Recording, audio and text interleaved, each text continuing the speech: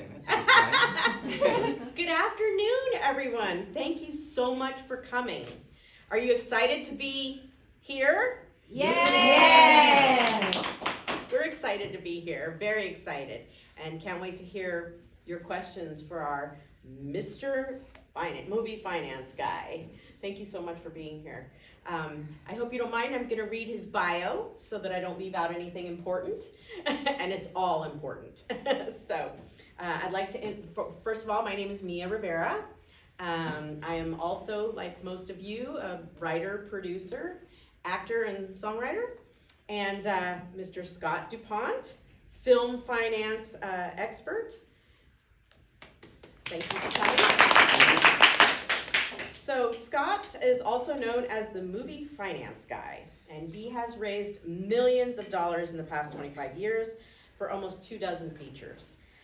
He was the LA-based producer of Movie Money, Almost Confidential, documentary about raising movie money, which we all want to hear about, right? And is a member of the Producers Guild and the International Documentary Association. Wow! Mr. DuPont has hosts a free podcast called Finance Your Movie, now in its 5th season, which premieres each week on Millionaire Flicks before releasing to all major podcast platforms. Scott also consults with indie filmmakers, yay, challenged with raising the equity portion of their projects, budgeted between $100,000 and $1 million. His mission is to help filmmakers get their money so they can make their dream project a reality and to the screen. So for more information, please visit his website, www.financeyourmovie.com. Thank you so much for being here. Thanks, Mia. It's great to be here with all you fine folks. So how did you get started doing this? So I started out in the 90s as an actor, and any actors here, by the way? And I quickly became a frustrated actor. And just to elaborate a little bit more, I was working inside the 30-mile zone in Central Florida between Universal Studios Florida, Disney MGM Studios, and Miramax. And it was almost like Atlanta, Georgia is right now. It was booming, absolutely booming. I mean, there's big shows coming in, TV going.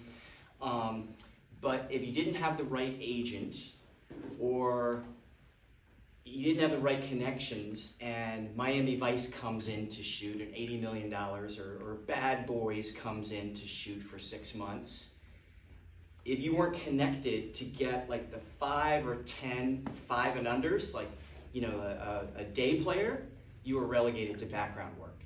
And there were 8 full-time film schools there. I'd done close to 50 independent student films. I had trained, I had worked for years, and yet I couldn't even get in the room. I said, this is nonsense. I'm just gonna start making my own films. So my cousin and I, we did a short film. We used that short film, it's a 30-minute film called The Brothers, to use that to go raise $1 million in 1998 for an expanded feature called The Bros. So that's how it all got started. I was a frustrated actor, and I learned if you go out and raise your own money, you can star in your film. Wow. So that's very encouraging. So, I mean, who did you go to first? Friends and family? Just to banks, or? yeah, so the whole friends and family thing is a little cliche, but it's absolutely true. And I'd love to ask, not to put Brian on the spot, but Brian, you're not only an actor, but you're a producer, correct? Right.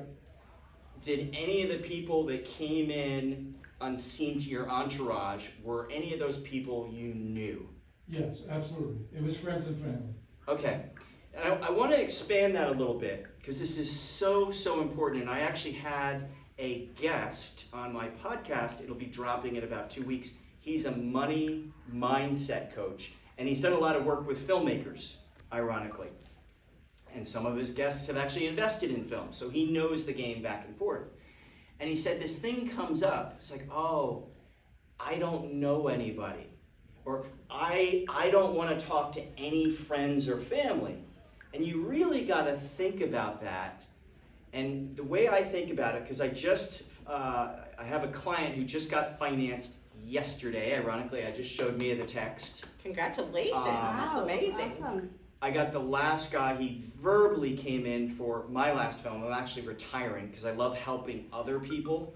But so you're that- only retiring as a filmmaker. as a filmmaker. You're still gonna be our money man, right? Yeah, I'm the movie finance guy. So in Brian's case, in my client's case, in my case, it doesn't matter if your brother, your mother, your cousin comes in. In some cases, they might not be able to come in for a $5,000 or $10,000 minimum, whatever your minimum is. But if you don't start reaching out to those people and then expand from there, psychologically, there's this little financial thermostat. And I know it might sound a little woo-woo, but please stay with me.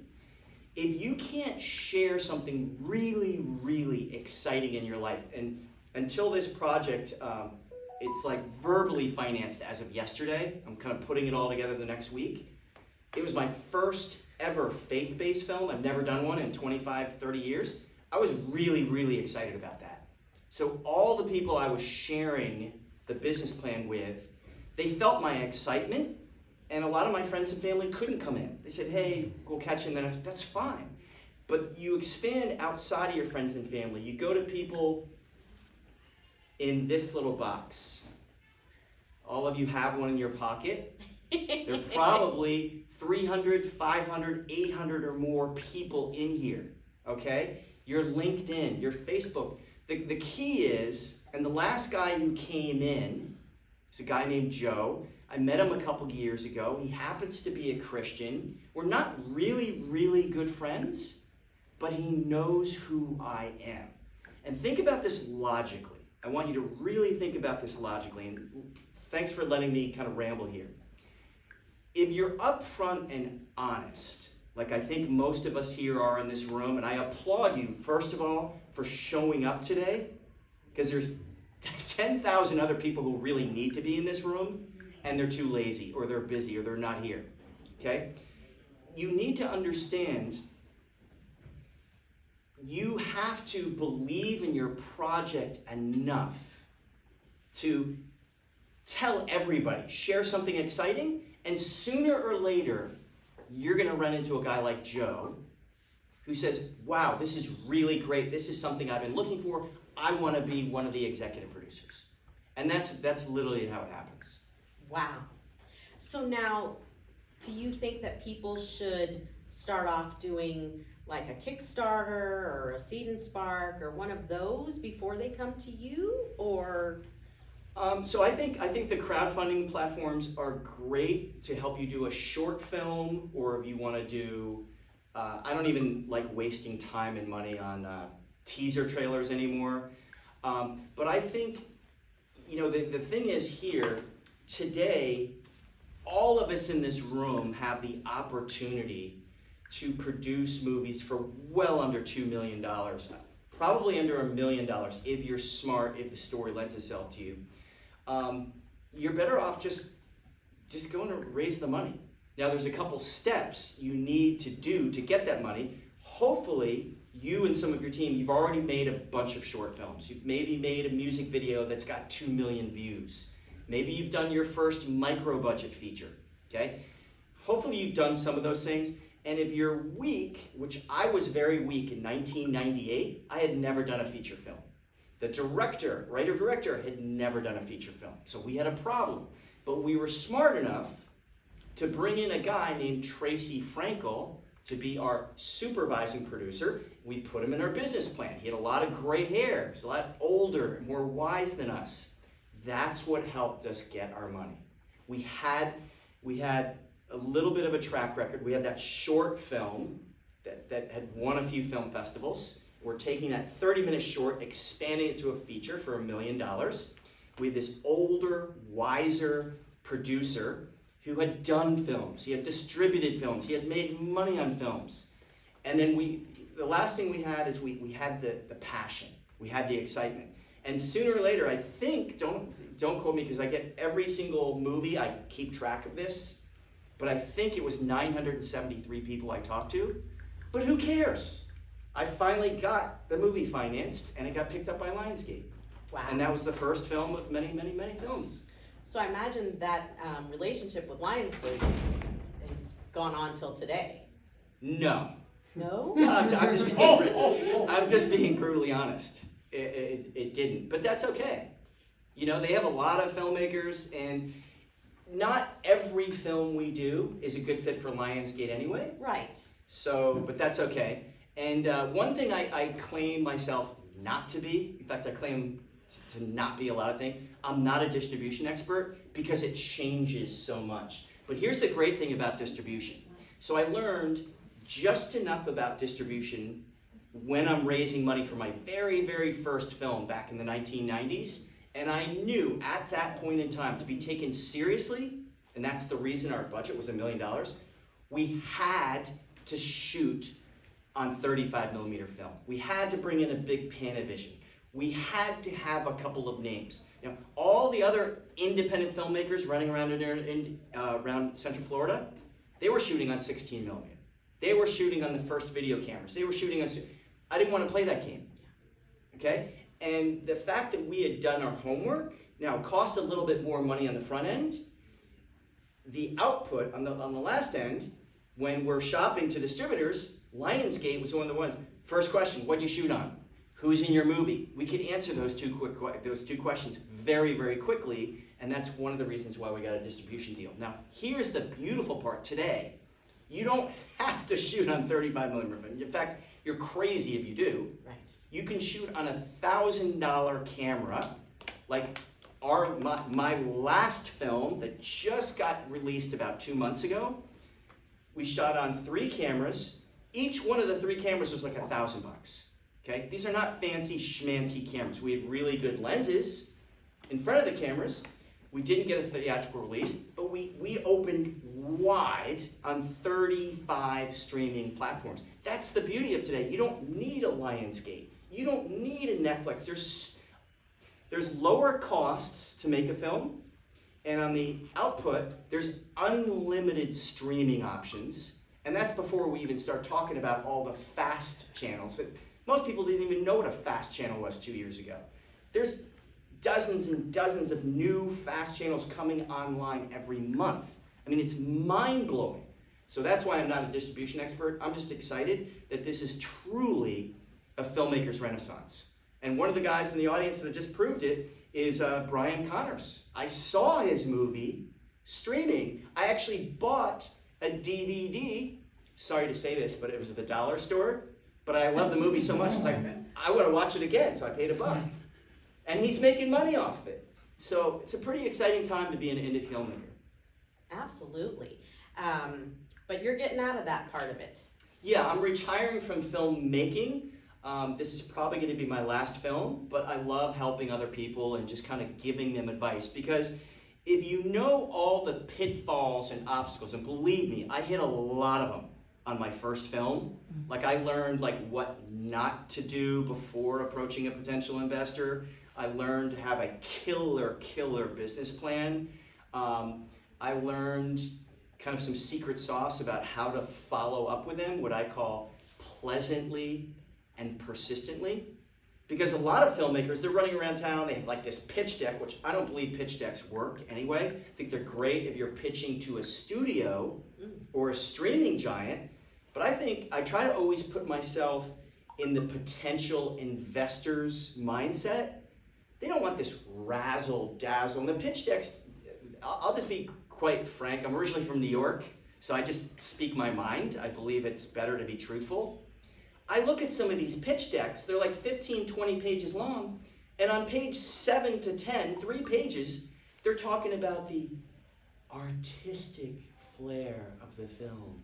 We're gonna be a dark, edgy thing that's gonna have these highlights or whatever. Now, if I'm like a first-time investor, an independent film investor, I don't give a damn what the film looks like.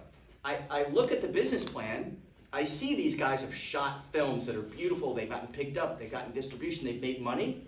I want a kind of a Fred Flintstone English, if you remember the Flintstones, just a very, very simple, here's the team, here's what we're doing, like a one-page synopsis, so they understand the story.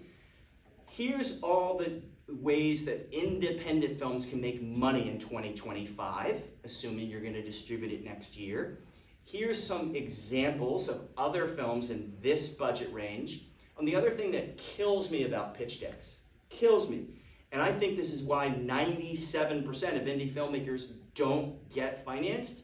Another problem with these pitch decks, they're saying, look at these other movies that were just like Pretty Woman with Richard Gere and Julia Roberts. Or if you're doing an action film, The Beekeeper with Jason Statham. If you're doing a shark movie, Meg 1 and Meg 2. It's nonsense. All of these other movies were studio projects that cost $50 million to $100 million, and then the studios put $25 to $50 million behind them. So you're this little $500,000 independent movie, you're lying, you're literally lying to your potential investors in that pitch deck. Now the pitch deck will work if you're doing it for studios, because they can put in $50 million if you get struck by lightning and win the lottery. They can put in $50 million in marketing. But if you're doing indie, it doesn't make more sense in a business plan to say, here's 12 other romantic comedies between $100,000 and $2 million, and this is all the money they've made. Doesn't that make more sense? Yes. So that's what the business plan. So anyway, I've learned all this over the years, and I've kind of got it down to a science. And it's really, I was telling Mia, it's never easy. The movie I just put together, it took me like 7 months, and I've been doing this a long time. Normally it can take less. It shouldn't take more than 6 months. But I had to reach out to a lot of people, and you just gotta, I always say it's not easy, because it wasn't easy for my last one, but it is simple if you know the steps, if you know the blueprint, so to speak.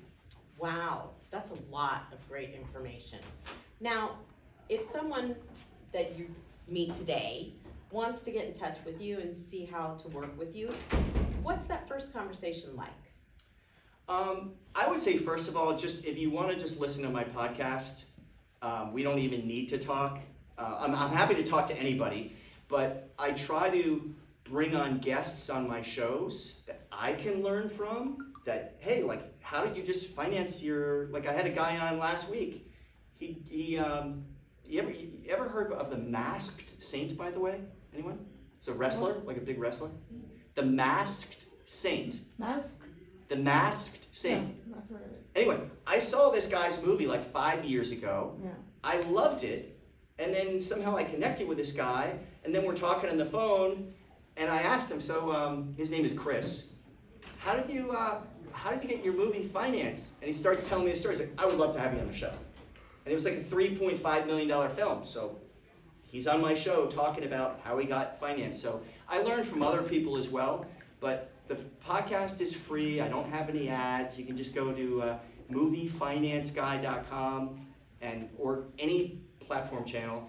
But the way that I occasionally pick on clients is to, first of all, anything you have, if you want to email me, basically what I call a one sheet, that would be a log line and a synopsis, okay, not a full script, just because I want to see if I can even relate to that. I'm a big marketing guy, so for me, I need to understand who the audience is. That's one of the reasons I was really excited about my first ever faith-based movie. When I found out how big the audiences were, I'm like, wow, like we're hoping, we told our potential investors and our investors who are now on board, we're hoping to have something huge. Now, whether it happens or not, but you got to have that passion. So in addition to the one sheet, if you have an existing pitch deck, I would never share that with potential investors, but that will just give me an idea of what you have so far. And most importantly, if you have a budget or a top sheet, a single sheet of the budget. And then I'm happy to do a free call. I don't charge any money, just to give you some advice and see if I can steer you in the right direction. Because as I was telling Mia, we don't need to go in this long drawn out story. One of my friends, I didn't know him really, really well. He had one of the most incredible screenplays I've ever read. And he was just about to finance it, and he committed suicide. So my passion is, who's to say that I have the best story or Mia has the best story? There could be one of the most, by the way, great movie. Great movie. Who's to say that someone else in this room, Brian, might not have the most incredible story? So I would hate, like this guy Bob who passed away, committed suicide, I would hate to see another amazing story end up in Hollywood Forever Cemetery. Think about this. How would our life be today without Braveheart? It wouldn't be quite the same. Right? Or Titanic, whatever your favorite movie is. I mean, when I see a really exciting movie, by the way, I'm not a big fan of a lot of the movies on Netflix, but I saw The Hitman the other day. My friend Glenn Powell did the film independently, got picked up $20 million at a film festival. Good for him. I finally saw the movie. It's an amazing movie. If you haven't seen Hitman, go see it. It's on Netflix. So anyway, those are the things I look for. I'm happy to do a free call with anybody. Wow, that's amazing that you're giving of your time and your knowledge, and we really appreciate that. I'm wondering, so do people pitch to you? They do. So here's the thing. People think, they see, especially when they see the suits, like, hey, I got this movie. Do you have can you write a check for me? Or can you help me do this $5 million budget? Now, before the pandemic, I was doing budgets, or I was helping people. I was either doing my own projects or helping other people, advising them on budgets up to $2 million. I've raised $1.5 million twice. It's very tough. I have one client right now that is $1.7 million, but he's got a lot of unique elements attached that are very unusual. But post-pandemic, like again, I'm not a distribution expert, but I can see, and most potential investors can see, that there is no, and I'm not going to apologize for saying this, but this is the truth, there is no theatrical market for an independent film. I know I might have disappointed some of you guys, but I go to the movie theater every week, not necessarily to watch movies, but to watch and study the audiences, okay? And what was kind of a bombshell for me, there was a Gerard Butler film, big movie star, he did Machine Gun Preacher. He did this movie, this was like shocking to me when the theaters finally started opening up last year. I think it was called Retrograde or something like that. Big star. They spent $15 million of marketing to push people in the theaters. I went on a Saturday just to study all the audiences, and there's like 5 people in the movie theater. I was like, wow, that's what I said. I said, wow, this is not good. Now, a couple of the movie theaters were packed. Minions Part 6 or whatever it was. Mission Impossible Part 7. I mean, all the spin-offs, the remakes, the franchises. So if you understand that, if you keep your budget under $1 million, if the story lends itself, and I believe if you're smart and you're frugal, you can make a great story for under $1 million, especially with a camera just like that. I mean, you don't need to shoot a 35mm film and rent a generator and have these huge lights that cost hundreds of thousands of dollars. It's a really great time in that $100,000 to $1 million space. Now here's the great thing. With that little caveat, and I'm sticking to my guns here, there is no theatrical for independent films, and this is what I tell all of my investors. But doesn't mean it can't happen. In fact, I have 2 very good friends last year. One made a $150,000 horror movie that blew up in theaters, like 400 theaters. I have another friend who did I think it was a $250,000, but it was well under $500,000 documentary, blew up in theaters. So it is possible. But if you keep your budget reasonable and you're talking to potential investors, look, we might get lucky and go to a few theaters, and they appreciate the honesty, by the way. We might get lucky and get picked up by Netflix, like Glenn Powell just did with A Hitman, $20 million. probably not going to happen. But there's so many streaming options. There's DVD options. There's fast channels. There's site licenses. A lot of my movies get in public schools and churches and public libraries all over. Then there's overseas territory. There's overseas licensing. So if your budget's low, the potential investors say, yeah, I'll put in $5,000 or $10,000 or $20,000 bucks. We'll take a chance on that because they see where they can possibly get their money back. That's what I was going to ask you next is what brings the investors to the table? What do they hope to get out of it? You know, I was at one film festival once, and I heard somebody saying, oh, well, like, my main investor just wanted to support the arts or something like that. I mean, it was like something, like they didn't even care about the money. I would like to meet those people. Yes, I have. I think we all would. Just being honest.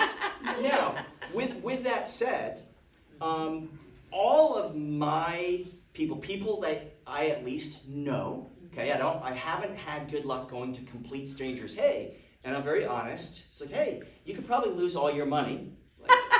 Like you gotta at least have that in the business plan. You gotta have that in the investor agreement. So why not share that up front? So my approach is, hey, we're in this to make money. I know you want to make money. There is some risk, and I address that. But here's all the way we can make money.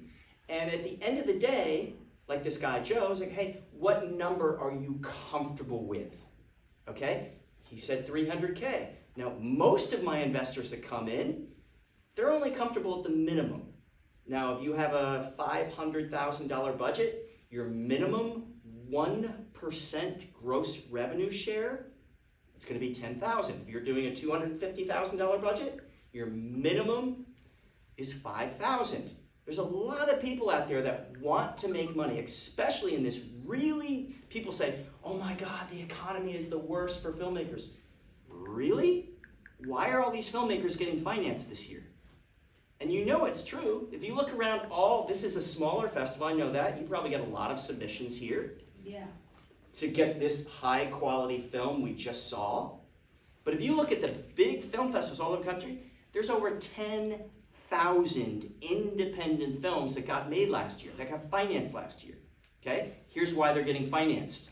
For the first time, I was an economics major, by the way. I didn't study acting or like film business, but I know a little bit about economics. It's the first time in 50 years that the stock market and the bond market are not inverse, meaning they're both kind of funky right now. They're very uncertain.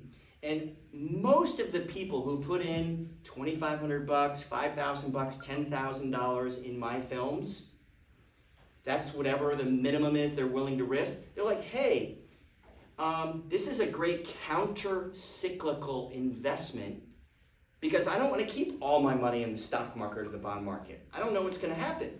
But I know one thing, and this is a great line, it's not a line, but this is a great statistic to share with every single one of your potential investors. Do you know that the movie industry is one of the only recession-proof industries in over 100 years? Remember that. Mm-hmm. Doesn't mean that your movie is recession-proof, but you're putting money into an industry that is recession-proof. And what do people do when the world shuts down, a pandemic hits, and the economy starts tanking? They sit home and watch more movies. They binge on all the streaming things, even if they can't go to theaters. Here's the great thing I love about AVOD, and this is like, hey, what happens with this upcoming elections? This stuff goes really bad. It might. I'm not going to worry about that because I can't control it. But if it does, if the economy gets even really funky for a few months and we go through a downturn, the beauty of AVOD, And AVOD stands for? advertised video on demand. So my last movie I told you that just got distributed a couple of months ago, we now opened up this month on 15 different AVOD platforms where you can now see our last movie, very low budget by the way, for free. Wow. So in the middle of a recession, if stuff goes really bad, I love AVOD. We didn't have that years ago. And here's another statistic you want to be sharing with every single one of your potential investors. People out there, audiences, are 10 times more likely to watch an independent film on AVOD than click and pay $7.99 to watch it. Kind of makes sense, doesn't it? I'm a movie guy myself. If I'm searching around Amazon Prime or Vudu, now if I want to see Top Gun Maverick again, I saw it once in the theaters, it was a great movie to me, to a lot of other people too. I clicked, a couple months later, I paid $7.99 to watch it again, because to me it was worth it. I knew it was a great movie, I know Tom Cruise, an independent movie where I don't necessarily know the actors, I might not know the director, all I have is a little tiny thumbnail. By the way, this is a great thumbnail, by the way, for Senior Entourage. I might click. By the way, is this on AVOD? Yes, it's on Tubi. Okay. Before I forget, we'd love to hear, not right now, what you know about Tubi. And Okay. good to hear about that. So, Continue on your thought. So this is perfect because I'm talking about AVOD.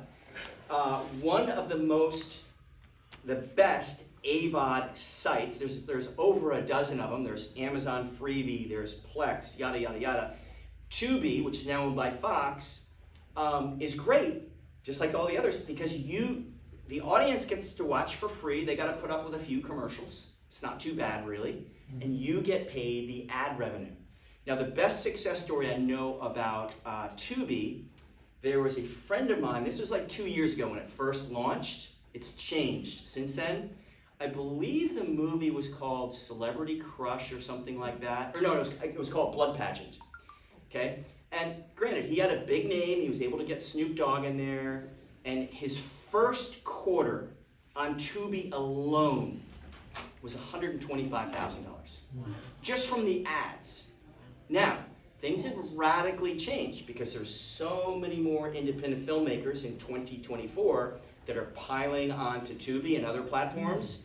And unless you have a really, really good thumbnail, it helps if you have one or two name actors. You can sometimes get lost with thousands and thousands of other films on Tubi, because you gotta have people find your movie, click on it, and watch the whole thing. I have seen checks from other friends from micro-budget movies. And these are under $100,000 movies, not necessarily with big stars. They can sometimes get $3,000, $6,000, $10,000 checks a quarter, which is not bad for a bunch of people watching a movie for free. And that doesn't stop. If it keeps up at a certain viewing rate, you can stay on these platforms for a year, sometimes up to 2 years, making money. Can I ask you something? I feel like we've been mostly covering features so far. Are there any platforms that you know of for filmmakers who make short films or TV series? There used to be, I think it was Quibi. They tried that. I forget which studio tried it. I actually downloaded the app. I watched a few shorts. I didn't really get into it much. And then 6 months later, it died. There was a company also called Fullscreen.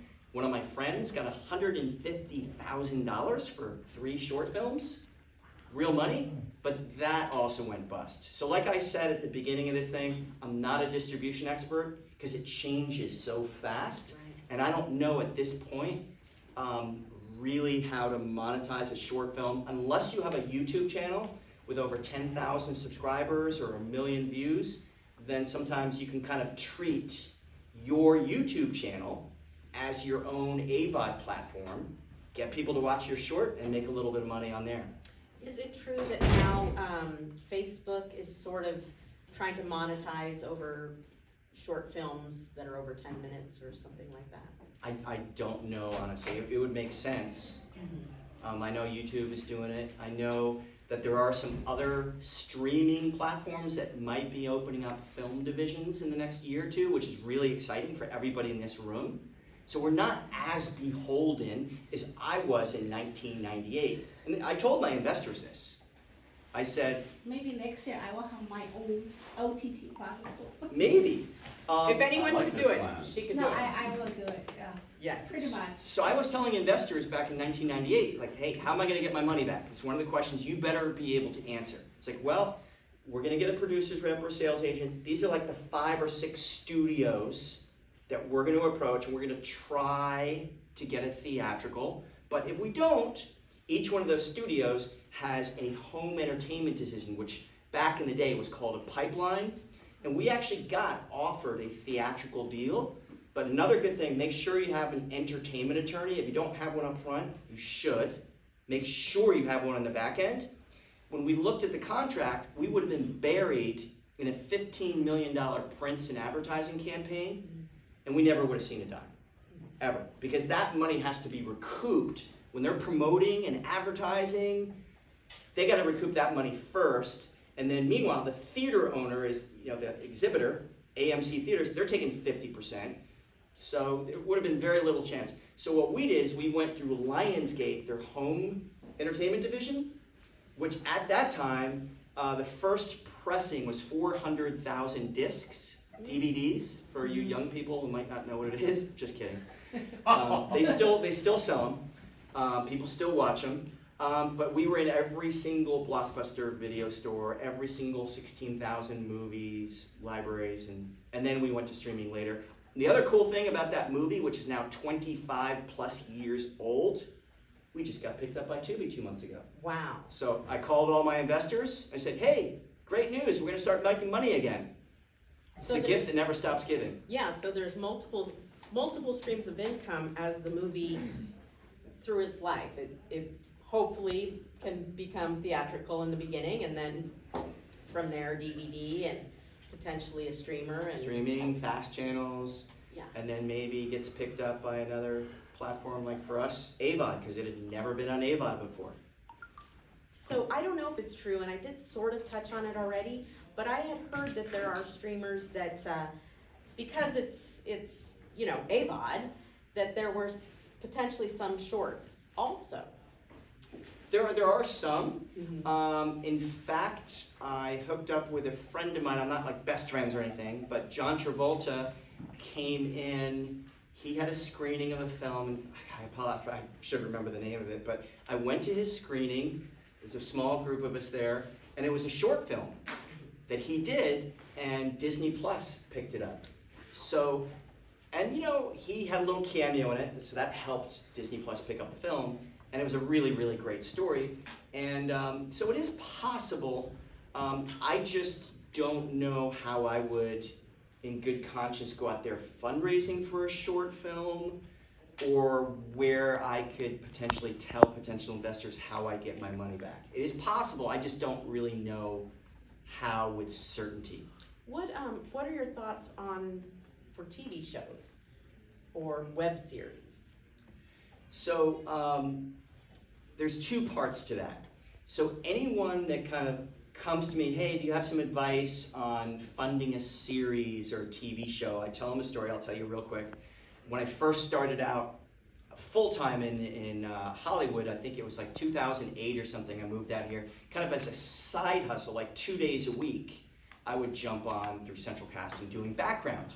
So I figured it was a great way to network with people. I actually met over time some people who became investors. I met a lot of great friends. And during pilot season, what used to be pilot season, I saw this incredible statistic unfold right in front of my eyes that over 90% of all the pilots, and these are multi-million-dollar pilots with A-list actors, don't get picked up or just get scrubbed. Never see the light of day. I'm like, wow. So that to me is like, ooh, never ever do a series with your own money. If you're a studio and you can risk $5 million for a pilot episode, 1 or 2 or 3 episodes, God bless them, because they have some others that might get picked up on sweeps weeks. Now, with that said, the second part of that, I do have some people that come to me from time to time. In fact, I've got a client right now. They're doing this really cool documentary, but it has potential as a series. So our business plan, when they're reaching out to potential investors, is they got this really, really cool project. The end project is going to be a 75 to 80 minute standalone feature documentary. And when they go to shop it, to deliver it to distributors, they're going to say, hey, this is a standalone documentary, but we got 400 extra hours of footage, and we've already written the Bible, which is kind of the one page, for episodes 2, 3, 4, and 5. Wow. So when you're shopping it that way, all of the investors, they've got investors who came on board very, very quickly because of this. The investors have 2 bites at the apple, so to speak. If it gets sold or released as a documentary, they're going to make some money. If they get lucky, because a lot of these streamers now are going more and more to series. You can see it when you look on Hulu and Amazon and Netflix. It could get picked up as a series.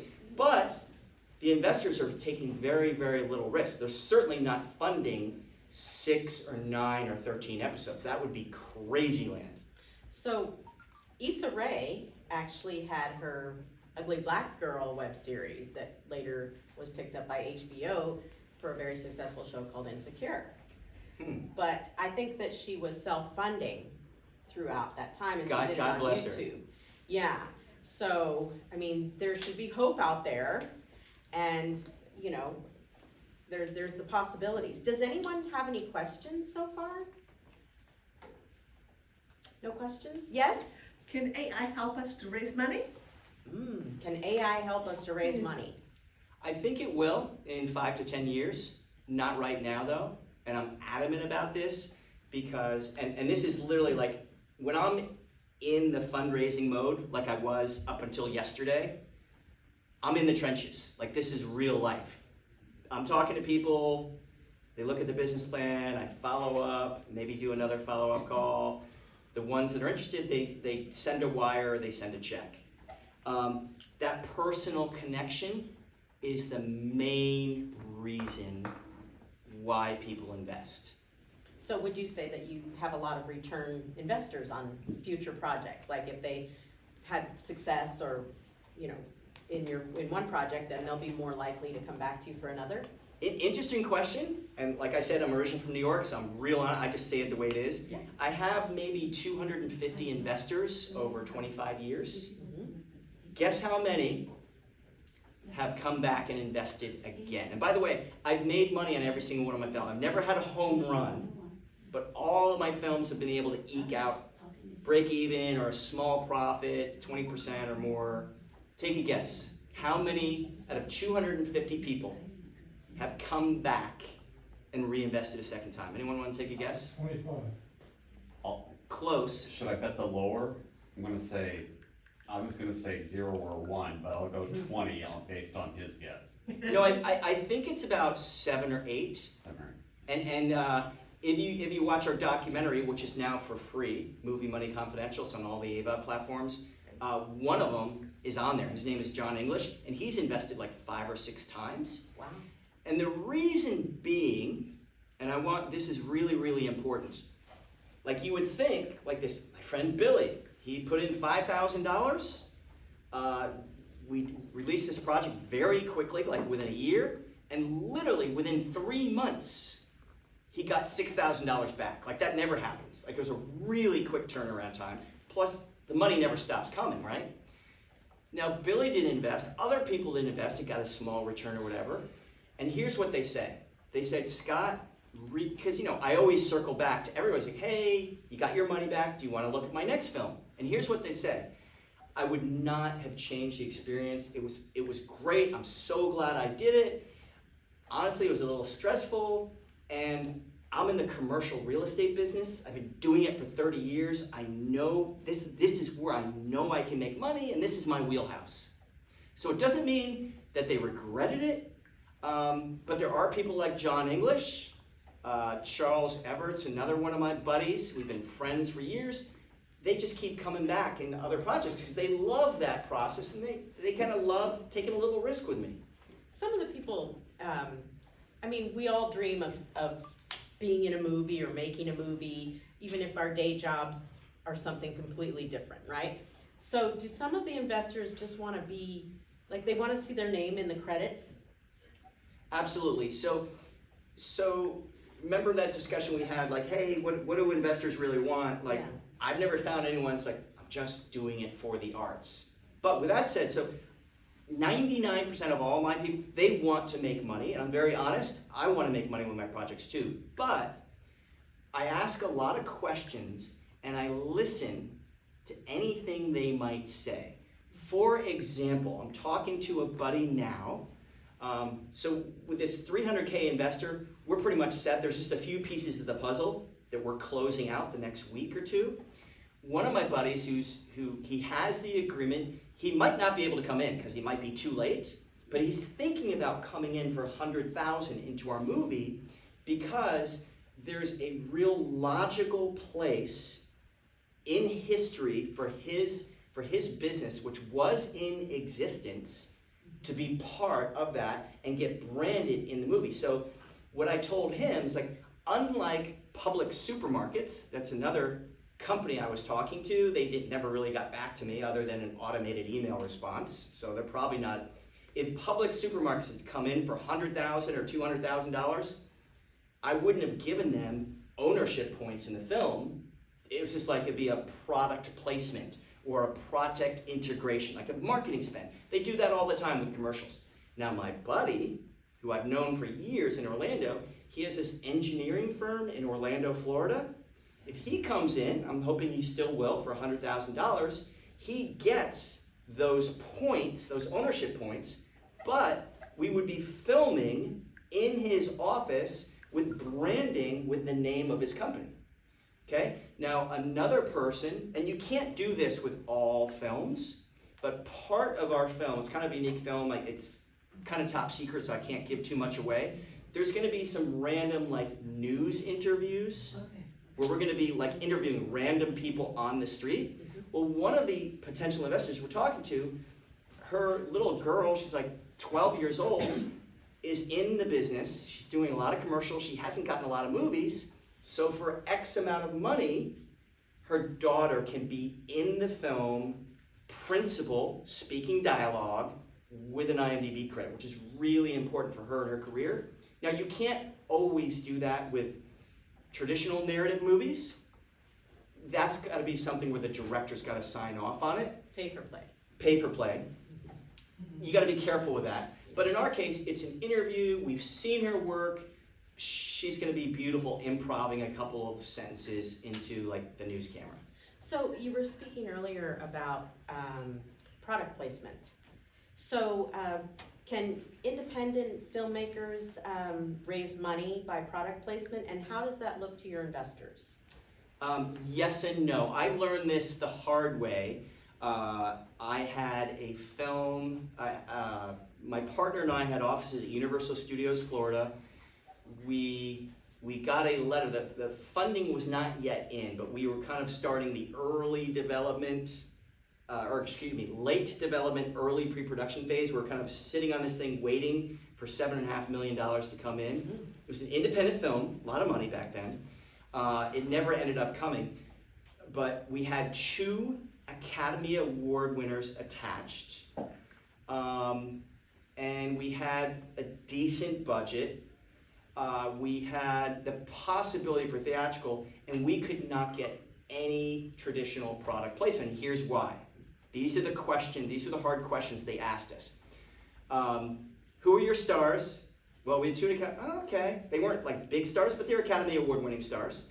Then the second question was, they weren't like Tom Cruise types, right? Yeah. Or Brad Pitt level, or Scarlett Johansson.